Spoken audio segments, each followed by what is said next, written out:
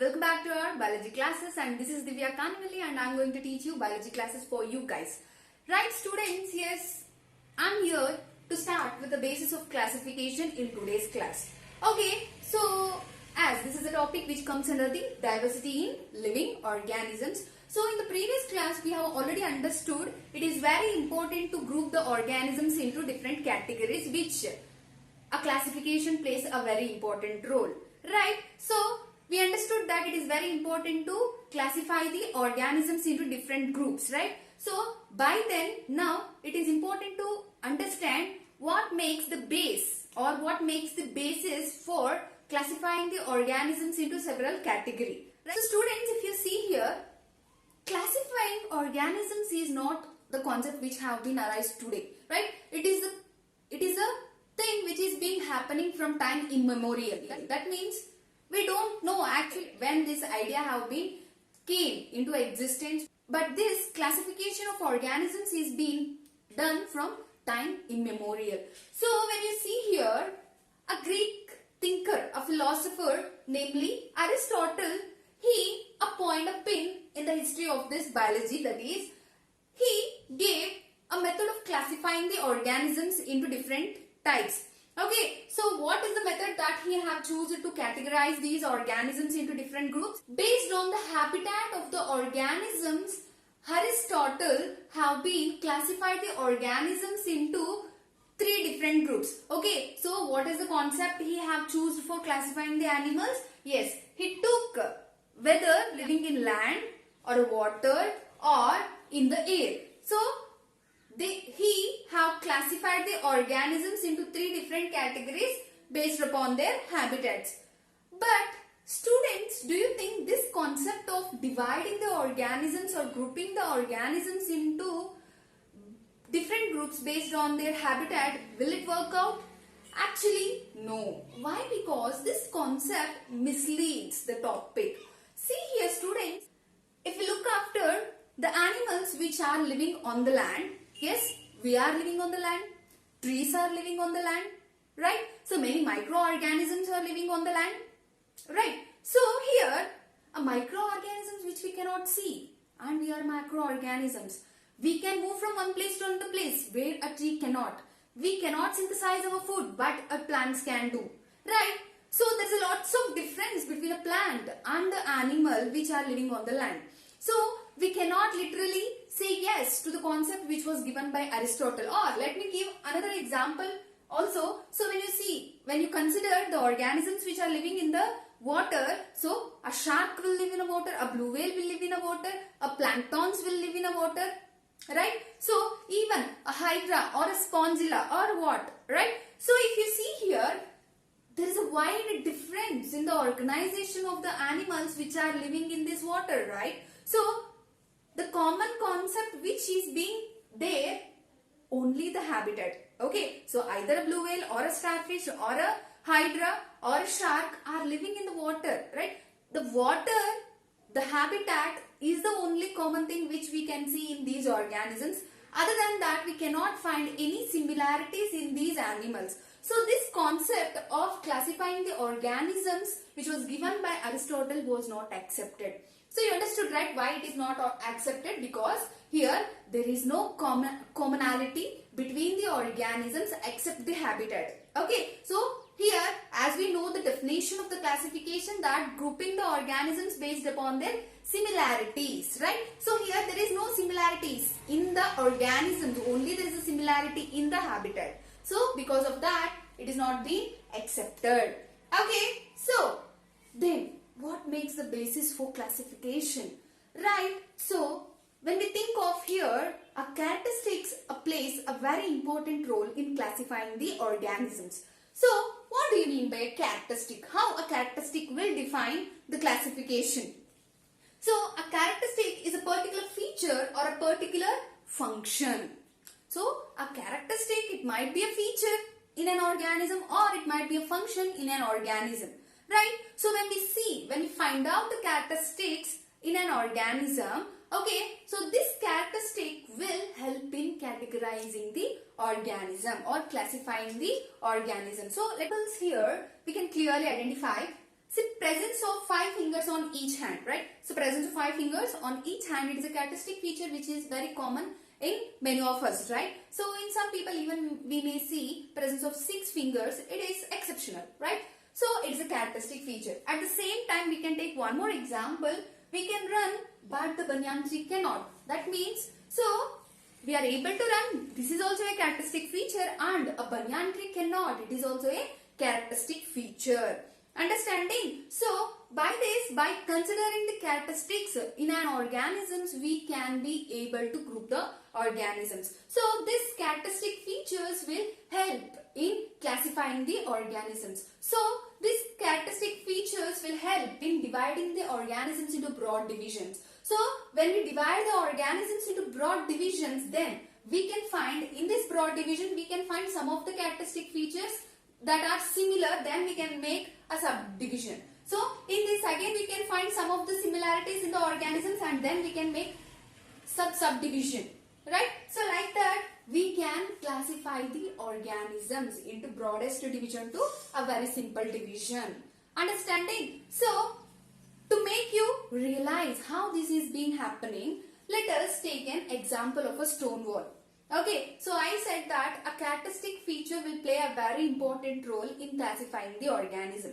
So one more thing, it is very important to keep in mind that yes, the characteristic feature which is used for dividing the broadest division will not depend upon the characteristic feature which an individual group is being done. Okay, so this you can understand when we are going to take an example of a stone wall. If you see here, this is a stone wall which we are going to construct based upon their characteristic feature. How? So when you want to construct a stone wall, a stone which we keep at the base is very important.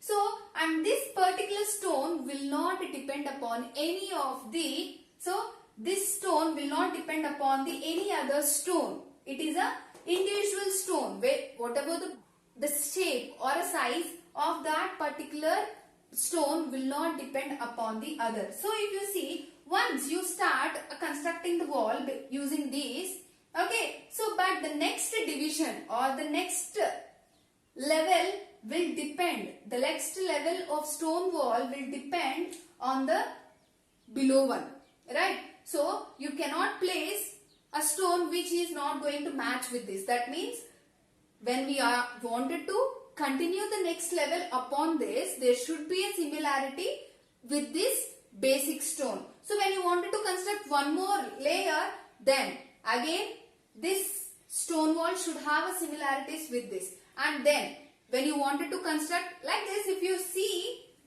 the division of organisms or the classification of organisms into several groups will also be like the same. So where if you see the stone which we used at the bottom is entirely different from the stone which is at the uppermost, right? So that means this is the broadest division and this is the smallest division. So this broadest division, if you see here, yes, it won't find any similarities with the simplest division, and this simplest division, it is a individual group where next level, the next subdivision will depend upon it.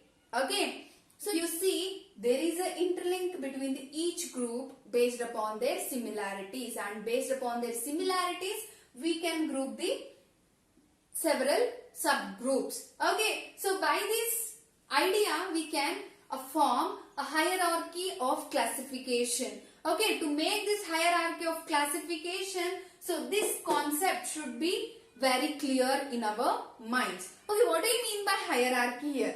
Hierarchy is nothing but an arrangement of items in which the items are represented as being above, below or at the same level. So that means this is an arrangement of organisms into several different categories based upon their similarities, I can say, or based upon their ranking. Okay, to make you clear with this concept of hierarchy, I can give you a small example. So let me think this division, whatever we have used, so this is your forefather. So a forefather will give birth to your great grandfather, and your great grandfather will give birth to your grandfather, and your grandfather will give birth to your father, and your father will give birth to you. That means here, so this is a representation, or this is an arrangement based upon their generations, right? Likewise, an hierarchy is a classification of the organisms into several groups based upon their similarities and ranking. Understood? Okay, I think you are clear with the concept of hierarchy.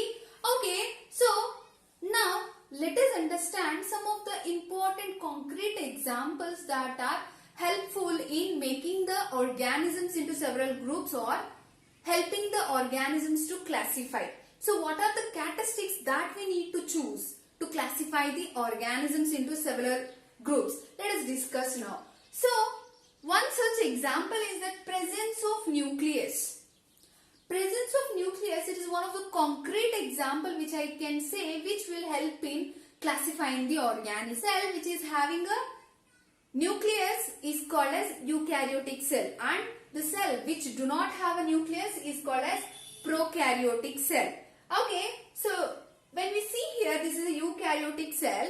I said the presence of nucleus is a characteristic feature of a eukaryotic cells. So, an absence of nucleus, it is a feature of a prokaryotic cell. What makes the difference between presence or absence of nucleus? So, when you see the presence of nucleus and the absence of nucleus plays a very important role here. Why? Because when a cell is having a nucleus, so a nucleated cell can undergo a special isolation, or we can easily separate the functions of the nucleus and the functions of the cytoplasm.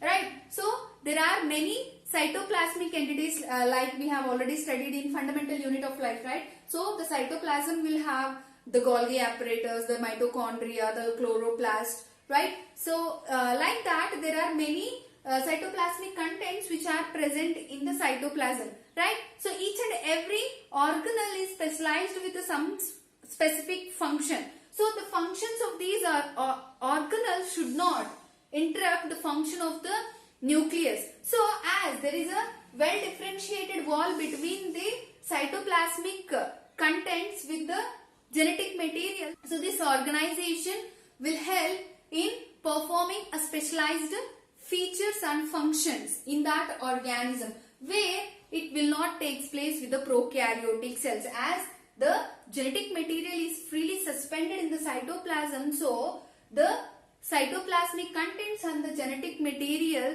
will be placed in the same ground, so that there is a chance of interruption in performing some of the specific functions. So by this it is very clear that presence of nucleus plays a very important role in classifying the organisms. Okay, so it is a very important characteristic feature to classify the organisms into two different groups, right? So, and the next example, if you see division of labor. So division of labor means here, division of labor means here work. So when you see a single cell organism and a multicellular organism. So in a single cellular organism, see, let me take this is a single cellular organism, amoeba. So when you take an amoeba, so entire cell is an organism. So a single cell will perform all the different functions that are essential for the survival of that organism. That is, all the life process will be carried out by a single cell. That means the excretion, digestion, nutrition, right? So respiration, all these functions are being carried out by a single cell. But when you take a multicellular organism where cells that are performing same function will be grouped together, right? So as these cells will be grouped together, what happens here? So this group of cells are involved in performing specific functions, and likewise we will be having different group of cells which are involved in performing different types of specific functions, and all together will make a single organism, which is a multicellular organism.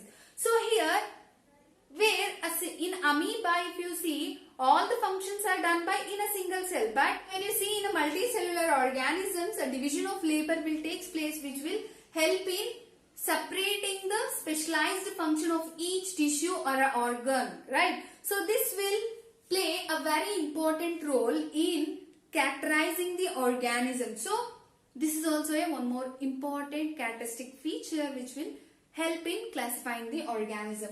Or even we can group the organism based upon whether they are autotrophic or heterotrophic. So when we see here, the plants are autotrophic in nature. That means by the process of photosynthesis, they will synthesize their own food, but which cannot be done by the animals, where these animals will depend upon the other organism for their food, right? So by this it is very clear that when a plant which is involved in photosynthesis, or when an organism which is involved in photosynthesis will have a different organization, different body design and different organization will be there when compared to the organisms that are depending upon other organisms for their food, right? So by these examples we can clearly understand that we can classify the organisms into different groups or different categories based upon the characteristics, features. Okay, so we can classify the organisms like this. So the organisms which are involved in photosynthesis can be called as plants, and which cannot do this can be grouped as animals, right? So by this class we are now able to understand what makes a clear idea to classify the organisms. That means we got some basis to classify the organisms, that is nothing but the characteristic features, and that characteristic features will facilitate in grouping the organisms. And by the next class we can understand how the organisms are being classified into several categories and what are they, how are they being done, and who are the pointers for those. Let's understand by the next class. Okay students, give a thumbs up when you like the video, and please subscribe to the channel and tap to the bell icon to get further notifications, and please do share.